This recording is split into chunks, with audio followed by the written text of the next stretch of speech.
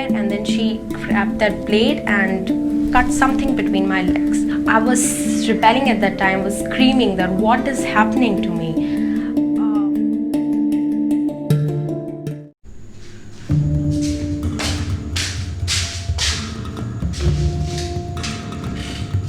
More than 200 million women have undergone female genital mutilation and 3 million more at risk.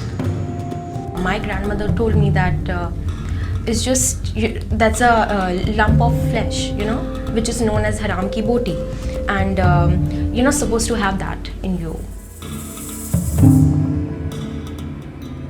Hi, my name is Hammad Yaqoob and welcome back to another video.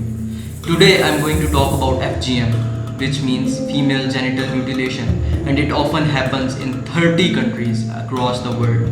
FGM is basically a non-medical practice which intentionally removes female genital organs. Often girls are cut when they are still very young or at the age of 5. FGM is practiced all over the world, but it is predominant in 30 countries. Some of those countries' high prevalence rates means that nearly all girls undergo female genital mutilation. Basically, it is an ancient custom which predates major religions. See, there are 4 types of FGM, but we are not here to talk about its types, but we are going to talk about its effects. Let's talk about that. So you might be thinking that if something like this is happening, that it might have some benefits. But let me tell you one thing, that FGM is a non-medical term and it has 0 health benefits, but has many side effects. Let me tell you some of the side effects. FGM causes a lot of complications. The first one includes severe bleeding. The second one includes complication in childbirth. The third one includes problems in urinating. The fourth one includes problems in menstruation. Fifth one includes problems having sex. And the sixth one includes the shock and the trauma from a person undergoes. And it also sometimes leads to death. FGM is basically a violence against women, child abuse and sexual assault. Often it is about controlling the woman's sexuality and preparing a woman for a marriage, allegedly to purify them for their husbands.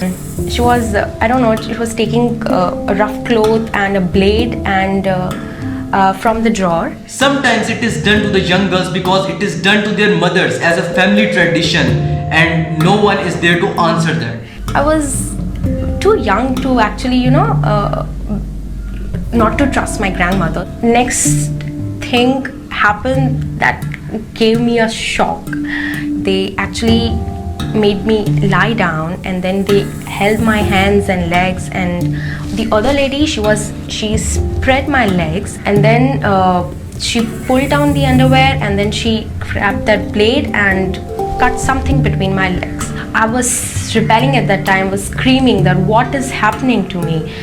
It is a cycle of a social pressure which is hard to shake, but it is not impossible. Many of the survivors of the FGM told the global community that they want to end FGM and they want to talk about it. But before that, let me tell you one thing, that FGM is a non-religious exercise, but it is linked with the major religions like Jewish, Muslims and Christian communities. FGM is a practice that you can't reverse. Once a girl has gone through that, is a practice that they live with for the rest of their lives. Is it a sunnah? FGM is not sunnah. But I cleared before yesterday, they said that FGM is a sunnah. The Prophet does not condone violence against women, and FGM is actually violence against women. Basically, FGM is a violence against women and young girls. So how can we end FGM forever? Let's talk about that. The first and the most important thing is education. Educating the people living in these countries and the parents and also the doctors. The second thing is cultural intervention, which includes the survivors telling their stories to their community. And the third and the last thing is enforcing the consequences if something like this happens in our community. So in the end, I just want to say one thing, that if there is a problem in a society, a community, we need to talk about it rather than making it a taboo and making people suffer from it. My name is Hammad Yaqoob and peace out.